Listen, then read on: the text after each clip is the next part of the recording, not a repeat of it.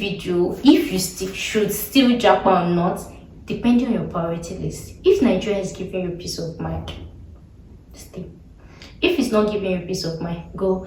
If it's because of career progression, for example, studying nursing in Nigeria takes like 5 years, 6 years, 7 years, right? If you cannot stay that long, there are so many countries that will give you for 3 years, for 2 years, for 4 years. I posted a whole lot of them in my videos, right? You can go through it. Low Japa package, medium Japa package, right? If it's for career progression, go. If it's for better job opportunities, let's say for example you're currently working in Nigeria as a banker or as a nurse and they are paying you 120k, and then in the UK they will pay you better. As long as you're moving as your profession, go, right? If it's other this thing, right, go. But if you're actually moving because of frivolous things like 24 hours power, it does not make sense to me. Like I said, it does not mean, depending on what you prioritize. If you're a business person that deals with products that uses electricity, then 24 hours power is going to be your priority. But somebody like me, 24 hours power is not entirely a necessity for me, right? Because even when there is light, if not because I'm shooting the video, because even when people say, oh, but there's always 24/7 light, 24, you want the light 24/7. But I understand the freedom that comes with you having light, you having to do whatever you like at any time. You can wake up in the night, you can toast bread, I understand. It's very sweet, right? But if you're a normal person, there are ways you can go about it. Like me, I don't like generator, right? If you find yourself, and there are actually some places in Nigeria that actually have close to like 24 hours, even more than. There was an estate I stayed in then they have like 20, very good electricity, but we're paying a lot. But it was worth it, right? If it was in that case, if light is a problem, you can try to move to a place that is light power dependent. If you're a video content creator, you can look for ring light. You can move to their estate that actually have this generator. You have to pay for service charge, but more that service charge, there is a one person. Don't worry, I can't make a separate video regarding that, my experience with estate. You guys know I've stayed in a couple of estates before I left Nigeria, right? That they'll tell you are paying for service charge, they'll buy generator, they'll buy fuel, chemical like that, all of that, right? So another thing again is so should you japa or not at this time, right? Like I said, depending on what is most priority to you. If it is just safety, there are so many safe places in Nigeria. If it's just for permanent residency, you can japa. But like I used to tell you people that your japa go in as much as permanent residency is okay, but that should not be your only goal in japa. Because you see this permanent residency, there are so many countries that offer when you have the money. For example, so many people move to, for example, Canada to go and live years there to get PR. But if I have a very good business, right, that's bringing up that money, I can easily buy my PR without living there. So PR is important, citizenship is important, I'm not going to lie, but don't let that be your only priority of Japan, because you cannot just stay in that country and be wasting away 10 years without having anything tangible that you're actually taking back from that country, because that country they're actually retaining you because of what you have to offer. For example, if you move to Canada as a doctor and in 10 years you get your citizenship, you've done, in fact, that's the best decision you've ever made. But moving to Canada and being a caregiver for that 10 years, it doesn't make sense to me, right? But some people does not mind, but like I said, it does not make sense to me. But maybe you move to Canada to do a care job for some time before you switch that one too. And then another reason again that I did not talk about is, in as much as I've seen a comment, somebody was like, oh, you're taking keke, you don't even have a car. Firstly, I don't know how to drive. In as much as I grew up in a home that my dad had cars, my mom had the car, we had driver, all my siblings, they learned how to drive. I do not just see myself driving. And let me even see, maybe because I work more indoor, let's even say I have a car now. As I say, maybe I did go school, minor school, there's nothing I want to use it to do. Where am I going? I don't have any outside work. Maybe when I finish medical school and I start working, but I do not see the need.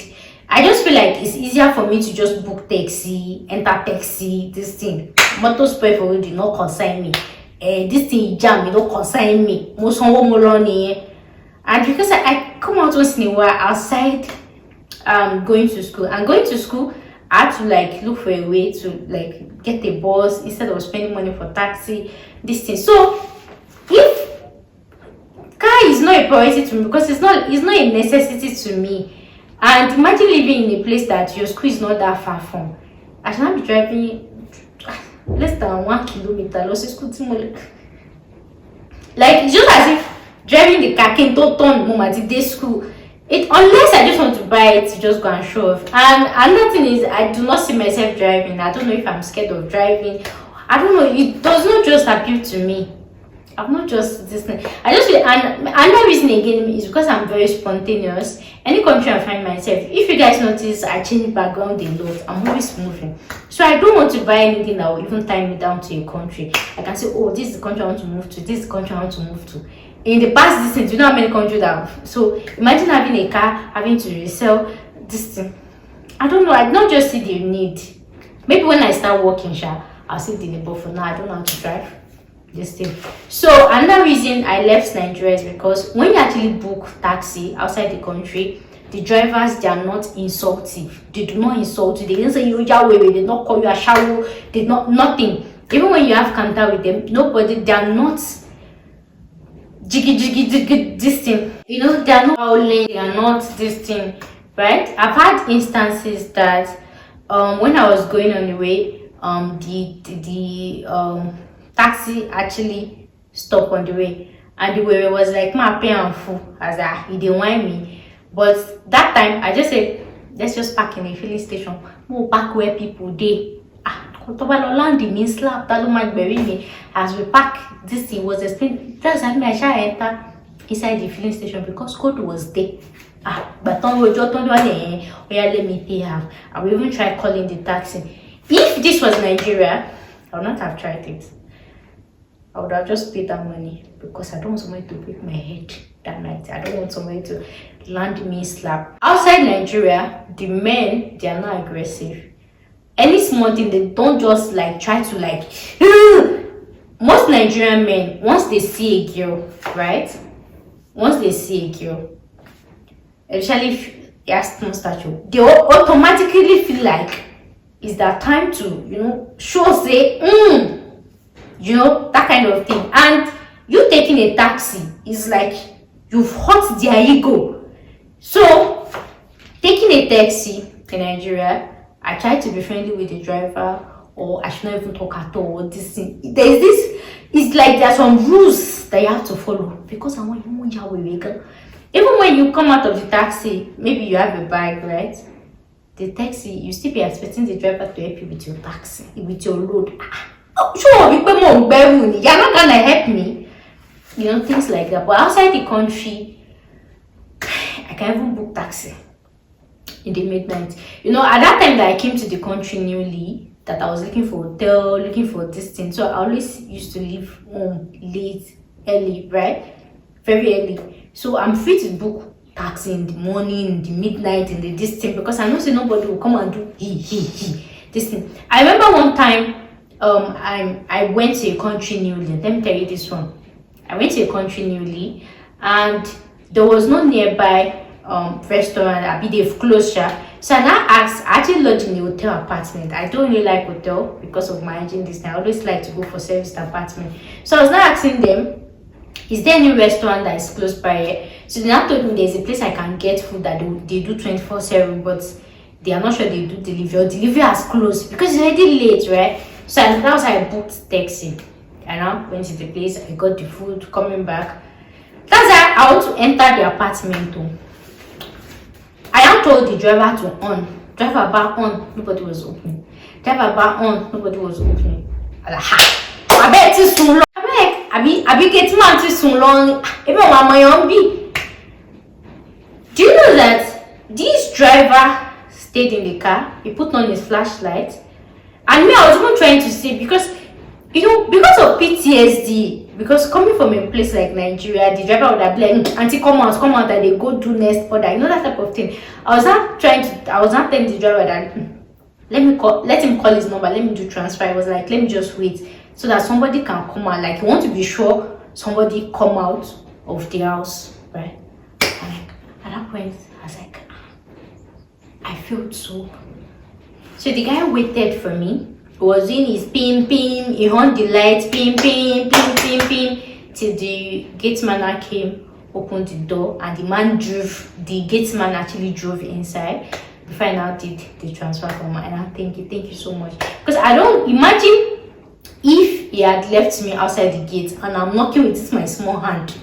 Nobody will even hear me. And the thing is, because the service apartment is the one that has all this big compound, the house is like back. It's like all this sharing resort that how will I even say it? So it's not something that you will knock easily that you see that there's no one apartment that is good. They didn't hear me. And I was even trying to call the person. The call was not connected. I didn't even know what happened. I mean, the person was not sleeping. The person was not picking me. Not him. I mean, the porter. And I thank the guy. So I felt really special that day. And that scenario is when I was going to, I don't know where I was going to, when I was looking for apartment or this, I can't remember. But every time I get into a taxi and they ask me, do you know where you are going? I said, no, I don't know. I'll just tell them, oh, I'm just using taxi, right?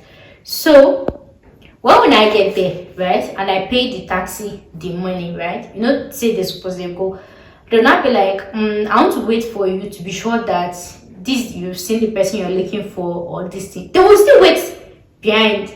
They will not say, go and check. Are you sure this is the place you are going to? Then I've seen the person. Have you seen the person? Okay. Like, just for that safety, it makes me feel safe. It makes me feel this taxi, Uber, or boats in Nigeria. I'm not sure. Don't let me say. I've had some of them done it for me, don't let me see, right? Don't let me see, right? Because you guys remember when I was leaving Ibadan airport, you guys remember that boat driver that actually stayed with me, right? Yeah, I've had some, but just me, I'm just saying, if you pack 1,000 Nigerian drivers in Nigeria, right, and then look at the one that they are not aggressive, it's not much. But here, it's just like something that is constant for them. Constant K is just something. So things like this actually make me feel loved. It makes me feel at home. It makes me feel welcomed, and they don't take advantage. In as much as some of them will make passes at you, that I don't want, you're a fine girl, I'll call you this thing, right? But they don't necessarily things like that actually make me feel welcomed, make me feel this thing like that. So those are the main reasons that I personally left Nigeria, that I feel like I cannot work in Nigeria. So even if Nigeria get better today, will I still come back? Like I said, this one is more of individuality. We have bad road, we have bad medical distance. Me, I'm saying, even if I have to do any surgery today, I still come back to Nigeria to come and do the surgery, because I believe so much in Nigerian medical system, right? I trust our Nigerian doctors. But you see all these things that I've listed, having a landlord, a agent, booking taxi, and having a driver, I cannot do that of my life. I cannot, right? And yeah, and the stereotyping, like I said, that comes in with Nigeria, like once they see that you are actually a female, they kind of stereotype you. There's another one that happened, that Abuja hotel. I posted the video here when I went to Abuja to go apply for my visa. You guys remember when I was telling the lady, like, let them clean the room, she didn't answer. But then when I met my Navy ex and he called her that let them clean the room, she did. So what's male and female? Nigerian male and female, all of they have this stereotype about females.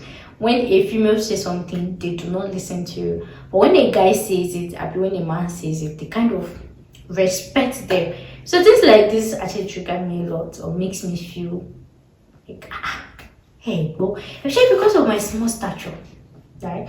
So if you are not with a man that will make that request on your behalf, or make a man call them, they do not take you serious. I've even had times or scenario that I even rent an apartment and then telling the landlord to come and fix things. I'll have to tell one of my male friends, every call the landlord to come and fix this thing before they even listen. What about me? What about me? So you see these stereotype is so discouraging. So like I said, anything that will do this that will make me come back to Nigeria is about our individuality. I mean, when I'm married and I have a man like this man, so that way I'm not just man, action man, because there are some guys that their own orientation about life is very different. For example, like that type of this thing now that we're staying in the neighbor, come and carry your generator, right? I've had friends that be men that they are very peaceful. They'll be like, just leave it, JB, it's just nice. You know, men like that, I do not like it. I do not like it. In as much as it's okay to calm your woman, but don't be seeing cheating. Somebody is cheating me in your eye and you're telling me it's okay, allow peace to reign. Did that person wanted peace? If the person wanted peace, kò ní wájà tẹ́lẹ̀. So about scenario when I come say maybe I use police to carry somebody, and then my male friends are be men, like when you're just talking to men in general, and they'll be like, why do you can use police? It's too extreme. So tell me, what would I have done? No, what would I have done? She be just generatorness, you would have just work for you. So don't be those type of men. Those ones they call them dojo, not those type action men. Like you be calm or you be reserved. Let me even tell you, there was even one man that I was actually talking to recently, right? I was not going in one of those countries. Before I knew it, we started talking on the phone. It was even the man that was even gingery that can you drive and so that kind of thing. That type of man that I want. Before I even bring out my quiz, boil it up. In as much as too, it was not me that was even telling him that no, calm down, no, calm down. Hey, but don't let me start my, what am I supposed to say? You're overreacting. No. You can't have issue. So another thing that makes me leave Nigeria is going to a country where the law actually take its place. Let me see. So this is just me saying there's nothing wrong in Japa, there's nothing wrong in Japada. The cocoa is whatever is your priority in life. You see, these things I've listed, they are not people's problem, right? There's some people that they don't have any issue with it. So whatever is your priority in life, whatever you can cope with, whatever you can this thing. So you guys know I work online. There's nothing like to say, oh, I moved abroad to go look for better life. Where's the better life? Nigeria actually gave me that better life, right? But other conducive environments like neighborhood environments, I could not get it in Nigeria. That was why I moved, right? So depending on your priority, depending on what is on your table, depending on what is most priority to you, follow it. So some of you stay in Nigeria. Listen. So guys, that brings us to the end of today's video. As you guys can see, I am stepping out and I'll see you guys in my next one. Bye for now. Peace out.